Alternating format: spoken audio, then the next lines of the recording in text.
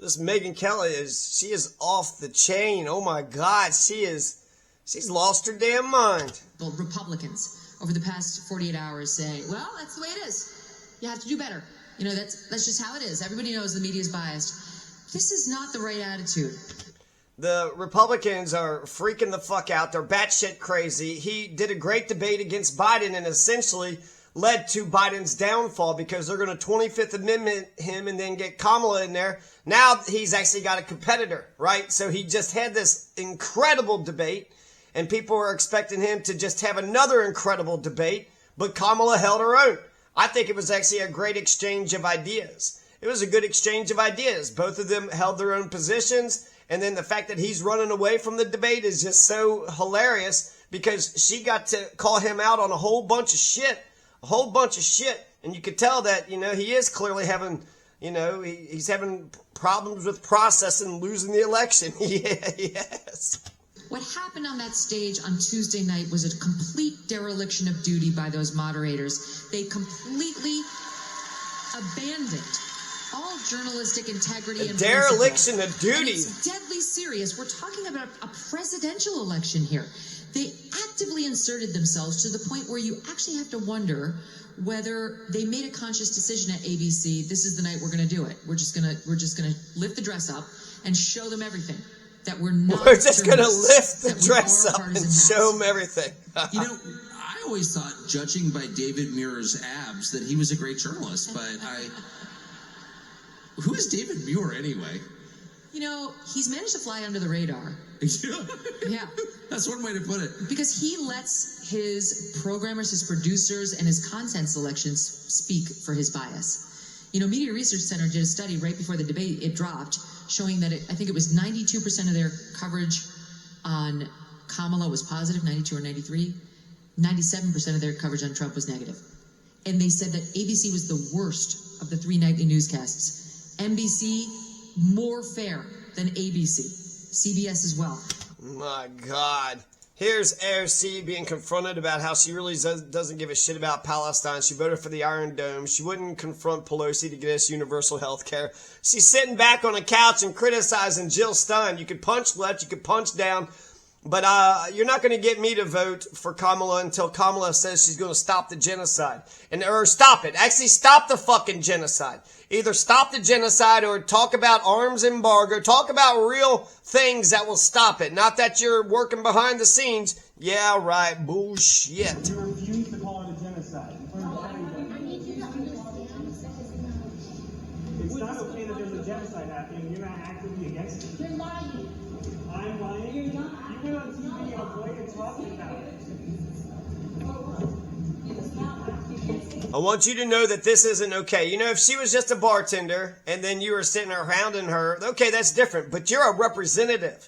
And you're sitting there trying to represent us and you're punching left, you're punching down, and you're not stopping the damn genocide. Have you introduced a bill to stop the arms, do an arms embargo? Have you introduced a bill to stop the arms embargo? What about the declaration of war? The war on terror is still going on, 900 military bases. You're just relaxing on a damn couch? Shouldn't you be like brainstorming and coming up with ideas and then trying to bridge the gap and trying to figure out she's a celebrity now. She's a celebrity now. She's happy and fat.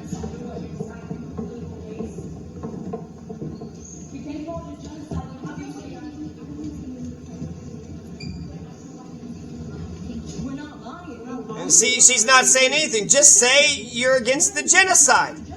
Just say you're against it. Then just say it's a genocide. Just say it. Right. She won't say it. No, how dare you? I get to be your representative and I get to act like I'm a regular person going to the movie. And if you say, hey, don't be a part of the genocide and vote for the Iron Dome, they're confronting her the way she should have confronted Pelosi. When she first went into Congress and she was bringing the ruckus, We're not doing anything. We're just talking to an elected representation. That's all we're doing. That's it. Cut it, and you're going to cut this, and you're going to clip this so that it's completely out of context. I already said that it was. and y'all are just gonna pretend that it wasn't over and over again. It's fucked up, man. And you're not helping these people. And you're I already said it was. You already said it was a genocide, what, like 15 years ago? You need to be saying it every goddamn day. 14 people just got killed yesterday, man. You're gonna sit there and try to be a fucking dick. You're gonna try to get on your high horse and act like you're doing everything that you need to do. You're not. You got power. You gotta say so. So why don't you say something? Why don't you say it loud enough so we all can hear it? You can't confront Pelosi to get us damn healthcare. You can't stop mass fucking murder. Fucking yelling at us and shit. not helping them. You refuse to. You're not helping them. Okay, boy, you're a tough guy. You're a real tough guy there. Malcolm X, Kwame Ture, and Huey Newton weren't invited to speak at Democratic conventions. So Malcolm X and Kwame Ture, which is formerly known as Stokely Carmichael, and Huey Newton, you weren't allowed to, right? So when it comes to Malcolm X, I guess, there's a whole bunch of the right to revolution is in our constitutions. Even Alabama's got a right to revolution. Real revolutionaries are not being invited to give speeches. They're outside getting arrested. If the Democrats are comfortable with you, you are not a The state of Alabama, because America was born in revolution, a lot of the states put the right to revolution in the Constitution. So if you're a lawyer, you could defend revolution as a legal precept. revolutionary. This is what I've realized in the last years, and I've talked about this now, for so much. The fact that anybody thinks that's even a worthwhile analysis tells me you are not busy. Why do you give a f***? It does not make you a revolutionary to critique these people, to care, to spend your time analyzing who is leftist enough, and yada, yada, yada. It does make you a revolutionary. You want to change things, and so you got to move the ideas. You got to get the culture revolution. You got to get people on board. I mean, how did the American Revolution happen? It happened, right? You threw the British, but then the Articles of Confederation, it didn't become revolutionary until we got ourselves a Bill of Rights. Without the Bill of Rights, I'm not so sure the American Revolution was even revolutionary. Without the Bill of Rights, like what? You're doing all the three branches and the tyranny and this and that. Is it going to work? Whatever have you. And I feel like that is what so many people are caught up in, and so many people are caught up in posturing themselves as a revolutionary and acting as though everybody else is presenting themselves as such if they have a platform. I'm not a revolutionary. I've said that. She's not a revolutionary. She's a part of the system. She's going to maintain the system. What changes does she want? None of them. She don't want no changes. She's just kind of advocating for a little bit of movement here and there. An incrementalist. Well, what's your platform? You're just a conservative? We got Fox News. You already got your Tucker Carlsons and your Megyn Kellys. Why do we need another conservative out here? Times, I'm highly aware of my privilege, and sometimes when I see people, a lot of the people who are talking to you as though they're the ones in the trenches, like you don't care about people, let me know just how privileged you are. Are you leftist or not? And it's easy to give a damn. You might not have the time and not have the resources, but to give a damn, you could just give a damn. It's not just Palestine. There's shit that's happening in Sudan and Ethiopia. And I'm sure there's, issues that's happening in Romania and Estonia. And I'm not, focused on them. But if I heard about it, I'd give a damn. Shit's happening in Mozambique and the Congo. A lot of shit's happening all over the damn world. Just 2 days ago, it wasn't just 14 that got shot in Palestine, but in America, you had about 20 people that got shot and killed. All over this country. Some people living in, high-rise, gated communities, and they live in a nice, privileged lifestyle of safety and protection. Meanwhile, other motherfuckers, they might get gunned down just for going out to get some bread. One of them Palestinians, he got killed and he dropped bread all over the place. He risked his life to go outside just to get bread. Do you know what that's like? Do you understand the struggle? Have you forgot where you came from? Did you come from the struggle? Have you ever struggled a day in your life? Because I'm it's not going to be when y'all decide, right? Let's pretend when you decide we're burning it all down and we're doing this and we yada, yada, yada, yada. Are you the first person in line? You know what I mean? Because I'm not. I know I'm not the first person, and maybe in immigration, but in other ways, I'm incredibly privileged. And so it's there's a level. You can do constitutional conventions. Elections are revolutionary. There's a lot of ways. The revolution is going to make it better for everybody. Get universal basic income for everybody.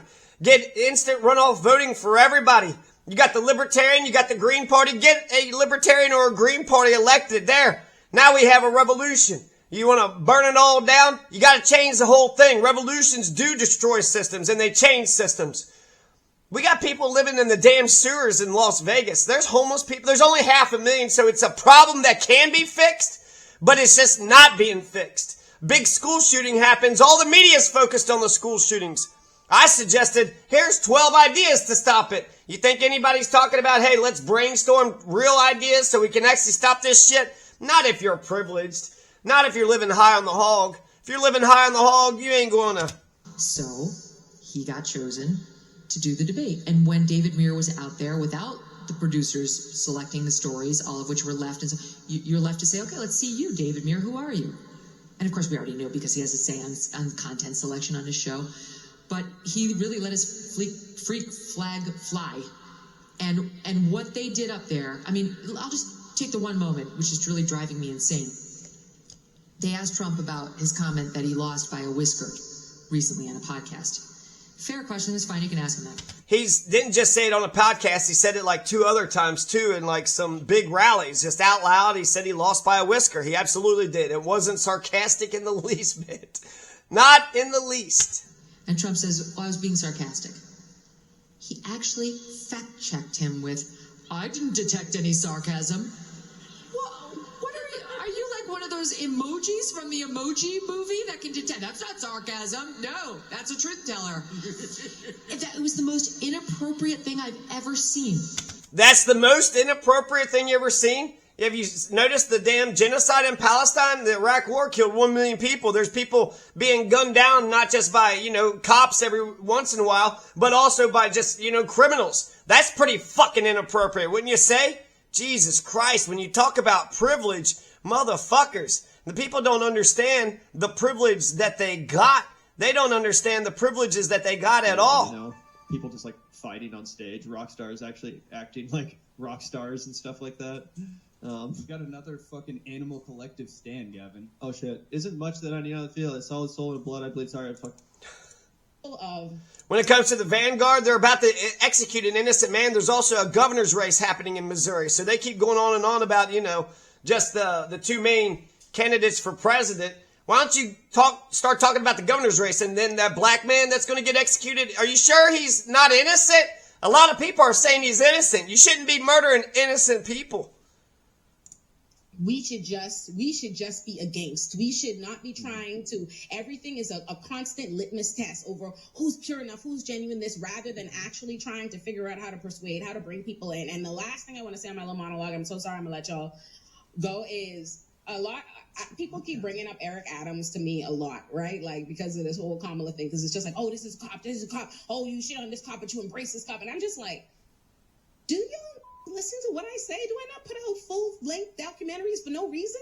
You have never in your life, you cannot find it anywhere in this life that you've heard me shame people for voting for Eric Adams. In fact, the very first chapter of my whole Eric Adams documentary is about how we ended up with Eric Adams. I said, first of all, by the time Eric Adams, the other option was Curtis Sliwa, a batshit, nut-ass, crazy-ass Republican out of his mind. That's 1. 2, I explained that in the primary how Eric Adams positioned himself to people, why people supported him, how the rank.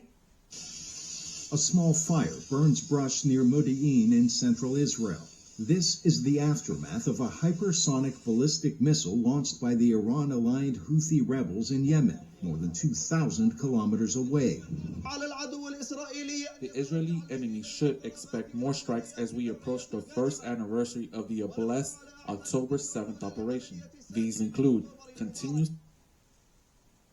The NPC... Anomaly, maybe they were transiting through, again, maybe a road rage thing, maybe a deeper beef. But it does look like it's likely going to be tangential to the president. As you say, his golf game was not on any public schedule. And so, were this to be... All right, listen.